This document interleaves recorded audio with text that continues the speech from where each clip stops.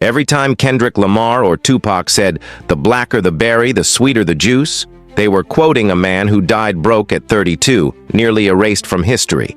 And he didn't just write that line. He questioned whether the entire Harlem Renaissance was even real. His name was Wallace Thurman, and according to literary historians, he was acknowledged by the early 1930s as one of the most brilliant writers of the Harlem Renaissance. Langston Hughes, one of the movement's giants, had called Thurman a strangely brilliant black boy who had read everything and whose critical mind could find something wrong with everything he read. Born in Salt Lake City in 1902 and raised by his grandmother Emma Jackson, Thurman could read 11 lines of text at a time. He arrived in Harlem in 1925 at the peak of the Renaissance and immediately became its harshest critic.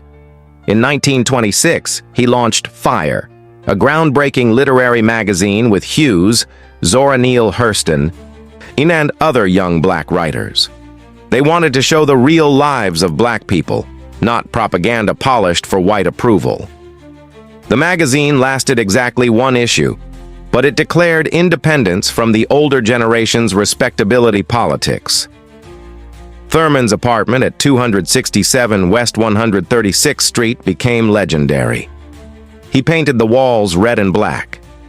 Richard Bruce Nugent covered them with homoerotic murals. That apartment, to which Thurman and Hurston mockingly called Niggerati Manor, became the central meeting place where the Harlem Renaissance was born. Then in 1929, Thurman published The Blacker the Berry, a novel of Negro life. According to literary records, it was the first major American novel to center on colorism and intraracial prejudice within the black community. He dedicated it to his grandmother, Emma Jackson, who raised him. The novel's opening line became legendary. "The blacker the berry, the sweeter the juice." But here's what most people don't know. Thurman was bisexual or gay in an era that criminalized it. Shortly after moving to New York, he was arrested for having relations with a man.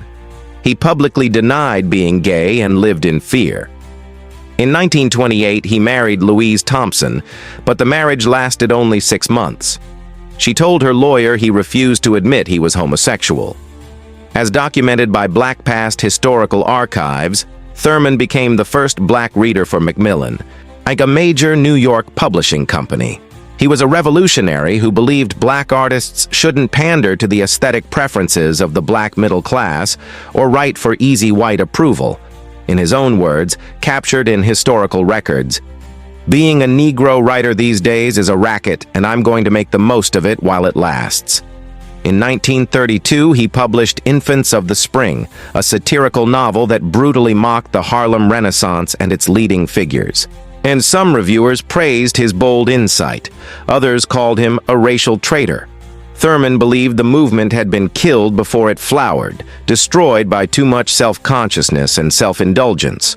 According to Britannica records, Wallace Thurman died on December 22, 1934 from tuberculosis exacerbated by alcoholism. He was 32 years old and broke.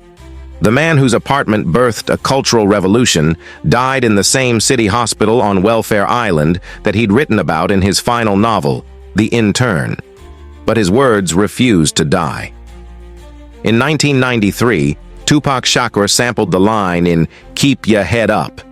In 2015, Kendrick Lamar titled his most politically charged song, The Blacker the Berry, directly referencing Thurman's novel. The phrase has appeared in songs by Pharoah Monk, Field Mob, and even the musical Hairspray. A line written by a broke, queer, dark-skinned writer in 1929 became one of hip-hop's most powerful celebrations of blackness. Wallace Thurman questioned everything, criticized everyone, and died believing he'd failed. But nearly a century later, millions speak his words without knowing his name. The apartment where he painted red and black walls, the magazine that lasted one issue, the novel that exposed colorism, the line that became eternal. What other geniuses did we almost lose to history? Drop their names below. If this story moved you, Follow for more forgotten revolutionaries who shaped everything you know. Share this because Wallace Thurman deserves to be remembered as more than just a quote.